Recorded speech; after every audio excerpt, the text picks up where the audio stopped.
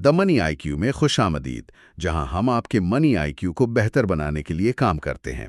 ये तज्जिया अवामी दस्तयाब तहकीक और डेटा की बुनियाद पर किया गया है। बिल्कुल। और आज की जो हमारी डिस्कशन है वो किसी आम मालियाती रिपोर्ट पर नहीं है। हाँ, आज का हमारा डीप डाइव दरअसल एक रोलर कोस्टर राइड है।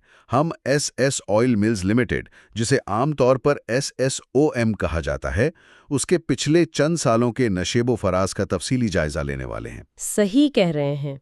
आमतौर पर लोग समझते हैं कि बैलेंस शीट्स और इनकम स्टेटमेंट्स बहुत बोझिल होती हैं, लेकिन इस केस में ऐसा नहीं है। असलन ये कहानी सिर्फ खुश्क नंबर्स की नहीं, बल्कि आलमी बहरान, पाबंदियों और फिर एक कंपनी के वापस उठ खड़े होने की बेहतरीन मिसाल है। ऐसे समझ लें कि किसी सस्पेंस थ्रिलर मूवी से कम नहीं है ये। हाँ, सस्पेंस थ्रिलर बिल्कुल ठीक लफ्ज है, क्योंकि जब हम इन नंबर्स के पीछे की दास्तान देखते हैं तो पता चलता है कि आलमी हालात और हुकूमती पॉलिसियां अचानक कैसे एक चलते हुए बिजनेस को जमीन पर गिराती हैं। और वो वापस आसमान पर कैसे जाता है, ये किसी की भी मालियाती समझबूझ के लिए एक ज़बरदस्त केस स्टडी है।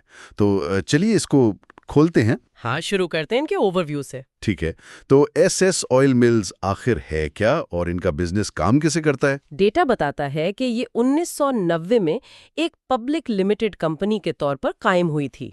इनका बुनियादी काम एडिबल ऑयल यानी खाने पकाने का तेल और मील निकालना और साफ करना है। यानी मुख्तलिफ बीजों को क्रश करते हैं, तेल निकालते हैं और जो बचता है वो पोल्ट्री फीड बन जाता है। एग्जैक्टली। अब अगर इसकी मलकियत या शेयर होल्डिंग को देखें, जो कि जून 2025 का डेटा है हमारे पास। इसमें सबसे दिलचस्प बात इनका कंट्रोल है। हाँ, मालकियत का ढांचा बड़ा है में यहाँ। देखिए, कंपनी के डायरेक्टर्स, सीईओ और उनके खानदान के पास तकरीबन 53% हिस्सा है। और इनकी जो पेरेंट कंपनी है सिकंदर कमोडिटीज, वो मजीद 15% शेयर्स रखती है। तो अगर इन दोनों को जोड़ लें तो मैनेजमेंट के पास 68% का भारी हिस्सा मौजूद है, जो कि एक आम आवाम के पास मजमूई तौर पर सिर्फ 26% हिस्सा छोड़ता है। तो इस ढांचे से हमें क्या समझ आता है? फाइनेंस की जुबान में इसे स्किन इन द गेम कहा जाता है। अपना पैसा दांव पर लगाना। बिल्कुल। जब फैसला साजों का अपना इतना बड़ा सरमाया दांव पर लगा होना, तो फैसलों में एक तेजी होती है, फोकस होता है। क्योंकि नुकसान होगा तो सबसे बड़ा झटका उन्हीं को लगेगा। हाँ, आम शेयर होल्डर से ज्यादा इनको फिक्र होती है और यही ढांचा आगे चलकर इनकी सर्वाइवल में बहुत अहम किरदार अदा करता है। चलिए इनके मालियाती सफर में थोड़ा पीछे चलते हैं। 2019 से शुरुआत करते हैं, जब दुनिया नॉर्मल थी। 2019 में कंपनी की टॉप लाइन यानी सेल्स में लगभग 12% का इजाफा हुआ था। हालांकि उनका प्रोडक्शन वॉल्यूम पिछले साल से कम था, रुपए भी गिर रहा था। लेकिन कंपनी ने कीमतें बढ़ाकर अपना ग्रॉस प्रॉफिट मार्जिन ठीक कर लिया। ईपीएस उस वक्त ₹2.32 था। तो यानी 2019 एक तरह से नॉर्मल ठीक ठाक साल था। उनकी प्राइसिंग पावर नजर आ रही थी इसमें। हाँ, वो अपनी बढ़ी हुई लागत आगे कंज्यूमर को आसानी से पास ऑन कर रहे थे। लेकिन यहाँ से बात वाकई बहुत दिलचस्प हो जाती है। 2020 का साल। ओह, 2020, जब पूरी दुनिया कोविड लॉकडाउन्स में बंद थी। हाँ, आलमी सप्लाई चेन्स ताश के पत्तों की तरह बिगड़ चुकी थी। लेकिन एसएसओएम का डेटा देखें, इनकी सेल्स गिरने के बजाय 29% बढ़ गईं। और प्लांट 71% कैपेसिटी पर चल रहा था। असल हैरानगी तो प्रॉफिट पर होती है। नेट प्रॉफिट में 118% का इजाफा। मतलब जब पूरी दुनिया बंद थी, ये अपना मुनाफा डबल कर रहे थे। हाँ हाँ, ये थोड़ा काउंटर इंट्यूटिव जरूर लगता है देखने में। लगता तो है। ऐसा कैसे हुआ? सबसे बुनियादी वजह तो ये है कि एडिबल ऑयल और पोल्ट्री फीड दोनों जरूरी अशियां हैं। लोग घरों में बंद थे पर खाना तो खा रहे थे ना। डिमांड में फर्क नहीं आया? बिल्कुल नहीं। लेकिन उससे भी बड़ा फैक्टर इनके खर्चों में आने वाली कमी थी। फ्रेट और ट्रांसपोर्ट चार्जेस अचानक नीचे आ गए थे लॉकडाउन की वजह से। ऑयल की कीमतें भी तो गिर गई थी इंटरनेशनल मार्केट में। सही पॉइंट है। हालांकि डॉलर के मुकाबले में रुपया गिरा था, लेकिन इस सस्ती ट्रांसपोर्ट ने इनका ऑपरेटिंग प्रॉफिट बचा लिया। तो मुश्किल वक्त में भी अगर आप जरूरी अशिया बेच रहे हैं तो मौके मिल सकते हैं। एग्जैक्टली। और फिर इस सक्सेस ने 2021 में अपने उरूज को छुआ। 2021 का साल तो वाकई इनका पीक साल था। सेल्स 8 बिलियन रुपीस को टच कर गईं, जो कि पिछले साल से 7% ज्यादा थी। और प्लांट की कैपेसिटी सुने आप, 98% कैपेसिटी पर चल रहा था प्लांट। 98%।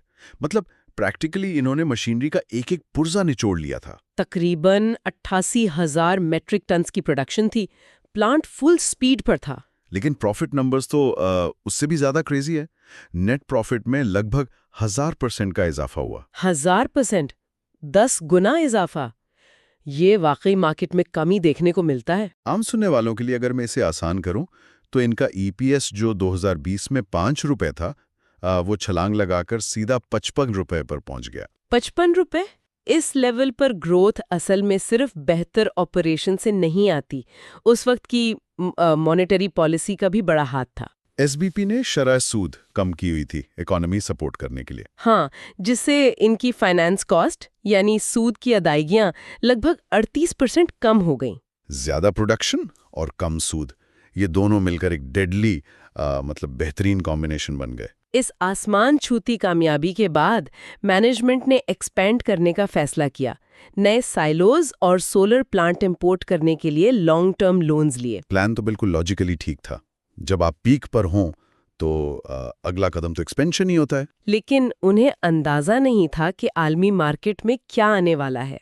फिर 2022 आ गया, ग्लोबल शॉक्स का साल, रशिया और यूक्रेन की जंग शुरू हो गई, जिसने एडिबल ऑयल और सीड्स की आलमी मार्केट को बुरी तरह हिला दिया। दरअसल इन दोनों मुल्कों का एग्रीकल्चरल सप्लाई में बड़ा हिस्सा है। इस जंग ने आलमी सतह पर एक कमोडिटी सुपर साइकिल को जन्म दे दिया। थोड़ा समझाएंगे ये कमोडिटी सुपर साइकिल क्या चीज़ है? बस आसान लफ्जों में ये समझें कि जब दुनिया भर में कच्चा माल, चाहे तेल हो या बीज, सबकी कीमतें एक साथ तेजी से बढ़ना शुरू हो जाए। डिमांड ज्यादा और सप्लाई कम। बिल्कुल।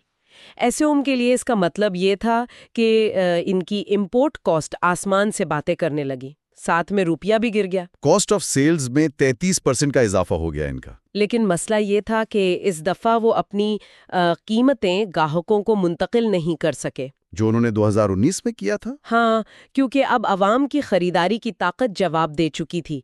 महंगाई इतनी थी कि अगर वो फर्दर रेट बढ़ाते तो माल बिकता ही नहीं। तो इनका ग्रॉस प्रॉफिट मार्जिन गिरना शुरू हो गया। और हुकूमत ने भी तो शरह सूद बढ़ा दी थी महंगाई कंट्रोल करने के लिए, जिसकी वजह से इनकी फाइनेंस कॉस्ट अचानक 81% बढ़ गई। लागत बढ़ी, सूद बढ़ा, तो आखिरकार प्रॉफिट पिछले साल से 29% नीचे आ गया। ये झटका तो बज़ाहिर काफ़ी बड़ा था, लेकिन असल मुसीबत तो 2023 में इनका इंतज़ार कर रही थी। 2023 में जब इनको लग रहा था आलमी मसाइल हल हो रहे हैं, तो मुकामी इकोनॉमी में ऐसा क्राइसिस आया जिसने इनकी प्लांट कैपेसिटी को बिल्कुल चोक कर दिया। हुकूमती रिजर्व्स खत्म हो रहे थे, तो एसबीपी ने एलसीज पर सख्त पाबंदियां लगा दी। एलसीज यानी लेटर्स ऑफ क्रेडिट, जिनके बगैर आप कच्चा माल इंपोर्ट नहीं कर सकते। अब एक ऐसी फैक्ट्री जो टोटली इंपोर्टेड सीड्स पर चलती है, उसका क्या बनेगा जब रॉ मटेरियल ही नहीं आएगा? और इसी के साथ जीएमओ सीड्स यानी जेनेटिकली मॉडिफाइड बीजों पर भी दरामद की पाबंदी लग गई। नतीजा ये निकला कि कैपेसिटी सिर्फ 31% रह गई। सोचें, जो प्लांट 2021 में 98% पर था, वो अब सिर्फ 31% पर चल रहा था। सेल्स भी 41% गिर गई। लेकिन मैंने डेटा में देखा है कि उन्होंने अपने शॉर्ट टर्म कर्जे काफ़ी कम कर लिए थे इस साल। हाँ, फाइनेंस कॉस्ट में 22% कमी आई थी। तो क्या ये उनकी समझदारी थी या मजबूरी? मतलब जब कच्चा माल ही नहीं आ रहा तो बैंक से पैसा लेके क्या करना है? देखें, ये दोनों चीज़ें हैं। मजबूरी भी थी, पर जब इंटरेस्ट रेट्स आसमान पर हों तो सबसे पहली अपॉर्चुनिटी मिलते ही कर्जा उतारना बेहतरीन फाइनेंशियल स्ट्रैटेजी है। सही। लेकिन फिर भी ईपीएस गिरकर सिर्फ 24 रुपए रह गया, और 2024 आते आते तो लगता है मर्फीज लॉ लागू हो गया इन पर। जो बुरा हो सकता था वो जरूर हुआ। प्लांट कैपेसिटी मजीद गिरकर 23% रह गई। पूरा प्लांट लगभग खाली पड़ा था। सिर्फ 20,000 टन प्रोडक्शन हुई पूरे साल में। महंगी बिजली, रुपए की मजीद गिरावट और रॉ मटेरियल की कॉस्ट्स ने इनका ग्रॉस प्रॉफिट 7% गिरा दिया। और इस साल इनको अपने तारीख का सबसे बड़ा मालियाती झटका लगा। बॉटम लाइन नेगेटिव हो गई। पहली बार कंपनी को 123 मिलियन रुपीस का नेट लॉस हुआ। मतलब एक शेयर पर 22 रुपए का नुकसान। कैश रिजर्व्स तो खत्म ही हो गए होंगे। बिल्कुल खत्म, जिसकी वजह से लिक्विडिटी के मसाइल पैदा हुए। डे टू डे ऑपरेशंस चलाने के लिए उन्हें इंतहाई महंगे कर्जे लेने पड़े। और फाइनेंस कॉस्ट मजीद 67% बढ़ गई। ये वाकई बिजनेस के लिए रॉक बॉटम था। ऐसे नंबर्स देखकर किसी को भी लगेगा कि बस अब तो कंपनी आखिरी सांसें ले रही है। जमीन बोस हो गई बिल्कुल। लेकिन यहाँ वापस आती है वो बात जो हमने शुरू में की थी, स्किन इन द गेम। 68% अपनी जेब का पैसा। एग्जैक्टली। जब अपना इतना पैसा लगा हो तो लोग हार नहीं मानते, और यहीं से शुरू होती है इनकी शानदार वापसी। 2025 में अचानक हालात का रुख तब्दील हुआ। 2025 वाकई एक लाजवाब साल साबित हुआ इनके लिए। सबसे बड़ी वजह ये थी कि हुकूमत ने आखिरकार जीएमओ सीड से पाबंदी हटा ली। एलसीज खुलने लगी, इंटरनेशनल मार्केट में कीमतें नॉर्मल होना शुरू हुई, और पाकिस्तानी रुपी भी काफी हद तक स्टेबल हो गया था। जब ये मैक्रो एनवायरनमेंट ठीक हुआ तो इनकी फैक्ट्री के पहिए वापस घूमने लगे। और नंबर्स तो जैसे किसी नए बिजनेस की तस्वीर पेश कर रहे थे। सेल्स में 73% इजाफा, वापस 8 बिलियन को टच करने लगी सेल्स। प्लांट कैपेसिटी भी 23 से वापस 35% पर आ गई। 42,000 टन से ज्यादा इन्होंने प्रोडक्शन की उस साल। मील और सोप का रॉ मटेरियल लगभग 140% ज्यादा बिका। डेटा में एक चीज जो मुझे बड़ी अच्छी लगी वो ये थी कि जैसे ही इनके हालात बेहतर हुए, इन्होंने अपने मुलाजमीन की तादाद बढ़ा दी, 100 से बढ़ाकर 111 कर दी। जब ऑपरेशंस ठीक होते हैं तो लाजमी है आपको मैन पावर चाहिए होती है, लेकिन मालियाती तौर पर सबसे बड़ी कामयाबी थी दोबारा प्रॉफिटेबिलिटी में आना। लॉस से निकलकर सीधा प्रॉफिट में। इनका net profit 250 million rupees cross कर गया। ईपीएस भी वापस 44 रुपए हो गया। इसके अलावा जब इकोनॉमी में शारा सूद नीचे आना शुरू हुई तो इनकी फाइनेंस कॉस्ट भी 36% कम हो गई। जब बैंक के चार्जेस कम हों और मशीन्स अपना पूरा काम करें तो रिकवरी वाकई तेजी से होती है। लेकिन यहाँ बाजी रुकी नहीं है। अगर हम नए फाइनेंशियल साल यानी फाइनेंशियल ईयर 26 की पहली सेमाई देखें, पहला क्वार्टर, तो लगता है कंपनी वापस अपने उस पुराने 2021 वाले उरूज पर आ गई है। सिर्फ 3 महीने में इनकी सेल्स पिछले साल से 109% बढ़ी हैं। Q1 में ही 3 बिलियन रुपीस की सेल्स हो गई हैं।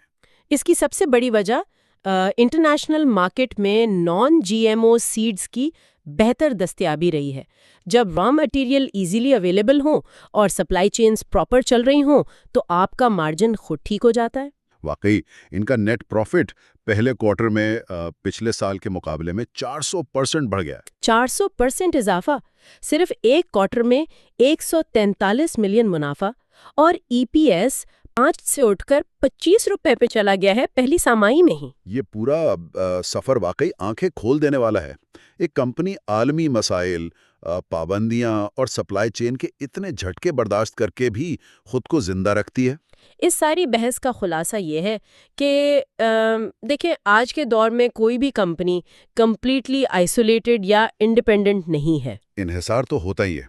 हाँ, एसएसओएम जैसी बड़ी मैन्युफैक्चरिंग कंपनी चाहे कितनी ही एफिशिएंट हो, इनका पूरा बिजनेस मॉडल आलमी इकोसिस्टम पर डिपेंड करता है। एसबीपी की पॉलिसीज क्या हैं, ग्लोबल सप्लाई चेन्स, जंग की सूरत हाल क्या है?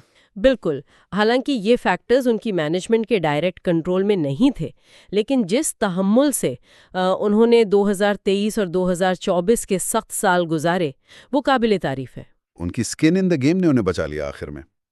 आज हमने सिर्फ एक कंपनी का फाइनेंशियल डीप डाइव नहीं किया, बल्कि आगे के लिए एक बहुत बड़ा सवाल हमारे सामने खड़ा है। फूड सिक्योरिटी और सप्लाई चेन्स का सवाल। बिल्कुल। सुनने वालों के लिए ये एक अहम पॉइंट है। अगर सिर्फ एक बीज या सीड के इंपोर्ट पर पाबंदी लगने से एक इतनी बड़ी और चलती हुई इंडस्ट्री रातों रात जमीन पर आ सकती है, तो क्या हमने कभी सोचा है कि हमारी फूड सिक्योरिटी इन आलमी सप्लाई चेन्स पर कितना इन्हिसार करती है?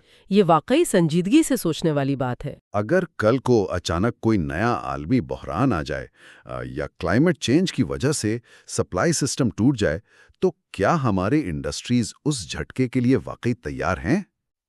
मेरा ख्याल है इस बात पर हमारे पॉलिसी मेकर्स को फौरन तवज्जो देनी चाहिए कि हम मुकामी सतह पर अपने बीज उगाने के काबिल कब होंगे। यही वो सवाल है जो हम यहाँ छोड़ कर जाएंगे, ताकि लोग इस पर गौर करें, मुस्तकबिल की अपडेट्स के लिए बेल आइकन को दबाएं और हमारे चैनल को लाइक और सब्सक्राइब करें। Like and subscribe.